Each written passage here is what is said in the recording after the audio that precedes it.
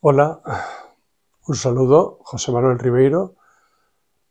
Vamos a intentar dar una nueva clase sobre física general, intentando ayudar a los alumnos que estén cursando esta materia. Notaréis que hoy estoy en el interior porque fuera hace mal tiempo. También notaréis que tengo la voz un poquito tomada, así que procuraré hablar lo menos posible. Quiero deciros, ya sé que puede ser una excusa, que esta presentación del encerado podría ser mejor si pudiera escribir sobre un encerado que tuviera más estabilidad, pero este tiene muy poca estabilidad y me cuesta. Sé que es una excusa y un problema que yo creo que podéis superar fácilmente. Vamos a hablar de física. Estábamos hablando de la dinámica de una partícula que puede interaccionar con alguna otra, pero era la dinámica de una partícula. Y los sistemas que tenemos que estudiar generalmente son mucho más complejos. Son sistemas en los que intervienen muchas partículas, a veces tendiendo a infinitas. Y nos preguntamos, ¿cómo construimos esta nueva dinámica de un sistema de partículas, de muchas partículas? ¿Tenemos que empezar de cero? ¿Tenemos que empezar otra vez por los cimientos de la dinámica? No, gracias a Dios, no tenemos que hacer tal cosa. Vamos a definir lo que es el vector de posición del centro de masas de ese sistema de partículas, RC sub m. Es una definición matemática, aquí no hay nada que entender, es, por definición, sumatoria de los m suis por los r suis de cada partícula, o sea, la masa de cada partícula por su vector de posición, partido por m mayúscula, que es la masa total de ese sistema de partículas. M mayúscula es la sumatoria de los m suis. Esto sería el vector de posición de un punto del espacio que llamamos el centro de masas del sistema. No tiene que ser un punto donde haya ahí una partícula del sistema. Puede ser un punto que no haya ninguna masa, pero sí que es un punto del espacio. Y como es un punto del espacio, podemos calcular la velocidad de ese punto. Ya digo, en el centro de masas puede haber una partícula del sistema o no puede haberla. La velocidad del centro de masas, por definición, es diferencial de R centro de masas diferencial de t. Aplicamos la definición y considerando que todas las masas de nuestro sistema de partículas son constantes, estamos con este caso de masas constantes, entonces nos quedará que la diferencial solo afecta a los R suis y no a los M suis. Entonces la sumatoria de M suis diferencial de R suis diferencial de t partido por la masa total. Pero diferencial de R suis diferencial de t es la velocidad de cada una de esas partículas, es la velocidad v sub i. Por lo tanto, esto nos queda sumatoria de m suis por los v suis partido por la masa total del sistema de partículas. Pero la sumatoria de los m suis por los v suis es el momento lineal total del sistema de partículas. Aquí están todos los momentos lineales de cada una de las partículas. Despejando, nos queda que ese momento total lineal es igual a la masa total del sistema por la velocidad del centro de masas. Y esto ha sido, equiparar todo nuestro sistema de muchas partículas al caso de una sola partícula que se encuentra en el centro de masas y está viajando con la velocidad del centro de masas. Tenemos la dinámica de una sola partícula, lo que ya hemos estudiado anteriormente, y podemos seguir aplicando esa dinámica. Ahora una consideración importante sobre las fuerzas que pueden estar afectando, que pueden estar actuando sobre ese sistema de partículas. Pongo aquí esta expresión, la fuerza interna, que es la fuerza total interna, explicaré ahora lo que es, tiene que ser cero. La fuerza interna, la total interna, es la fuerza total de las interacciones entre las propias partículas del sistema. Cada par de partículas del sistema, por el principio de Newton de acción y reacción, originan fuerzas iguales y de sentido contrario, por lo tanto se anulan.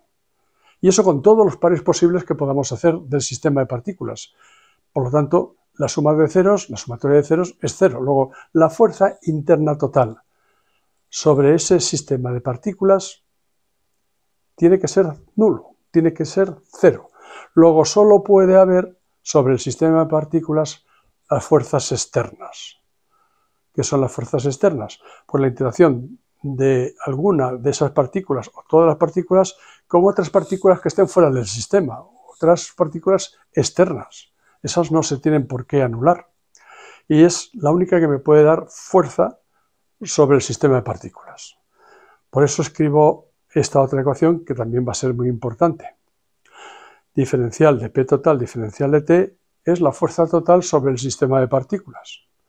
Pero como hemos visto que solo hay fuerzas externas, entonces, bueno, el P total, sabéis que es la sumatoria de los P sub i.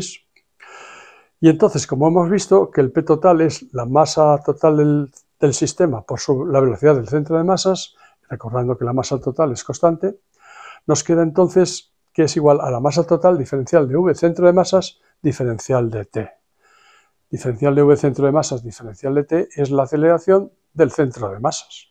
Por lo tanto, nos queda que esto es igual a la masa total del sistema por la aceleración del centro de masas. La segunda ecuación fundamental de la dinámica de una partícula la podemos seguir aplicando al caso de un sistema de muchas partículas, teniendo en cuenta que las únicas fuerzas que va a haber ahí es la resultante de las fuerzas externas. Ecuación importante.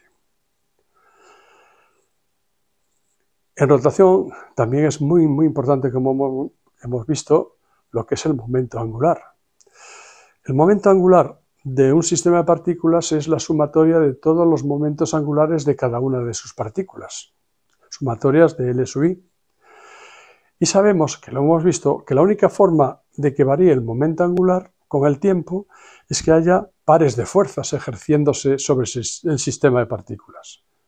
Pero como hemos visto que las fuerzas internas resultantes son nulas, son 0, el par de fuerzas 0 tendrá que ser el par resultante 0. Luego solo puede quedar par externo, es decir, par de fuerzas externas. Y nos queda esta importante ecuación que tenemos aquí. Para terminar, vamos a hablar ahora de un sistema de partículas, digamos que muy importante y es un caso particular. Lo que llamamos un sólido rígido. ¿Qué es un sólido rígido? Es aquel que está formado por muchas partículas, bueno, también puede estar formado por unas cuantas partículas, pero la característica es que la distancia relativa entre esas partículas, sus posiciones, son siempre fijas con el tiempo.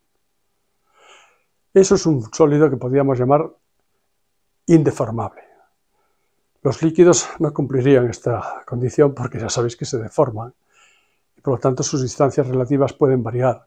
Un sólido, que también los hay, que sea deformable, pues tampoco cumple esa condición. Estos son los sólidos rígidos, indeformables. ¿Qué pasa con el movimiento de un sólido rígido? Podemos descomponer cualquier movimiento en la suma de una traslación y de una rotación. Y esto lo vamos a aplicar a un sólido rígido. Desde el punto de vista de la traslación es muy simple. Lo hemos visto que se comporta como una sola partícula en el centro de masas. Luego tenemos esta ecuación que ya hemos deducido, que la fuerza externa, la única que se ejerce sobre el sistema de partículas, es igual a la masa total del sistema de partículas por la aceleración del centro de masas. Es decir, una partícula que esté en el centro de masas con toda la masa total del sistema y tenga la aceleración del centro de masas. Más sencillo no puede ser. ¿Y qué pasa con las rotaciones? Un sólido rígido que esté rotando sobre un eje de rotación, podemos considerar, el L total, el momento angular de todas esas partículas, será la sumatoria de los L sub i de cada partícula. El L sub i de cada partícula, eso lo hemos visto en la lección anterior, es igual a m sub i por r sub i al cuadrado, escalar, eso es un escalar, por la velocidad angular. Acordaros, en un sólido rígido, todas las partículas están rotando con la misma velocidad angular. Por lo tanto, al tener esta sumatoria, la omega sale de la sumatoria. Y nos sale entonces sumatoria de m sub i por r sub i al cuadrado por omega. Pues eso que está en el paréntesis es fundamental en la rotación de un sólido rígido y se llama I mayúscula el momento de inercia de ese sólido rígido. El momento de inercia en rotación va a ser algo así como la masa en traslación. Ya hablaremos de esto. Pero es un parámetro sumamente importante y hay que saber calcularlo. ¿Cómo se calcula el momento de inercia de un sólido rígido?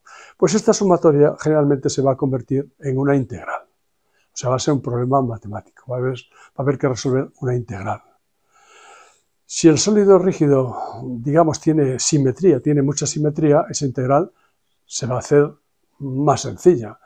Si es un sólido rígido irregular, la integral ya va a ser mucho más complicada.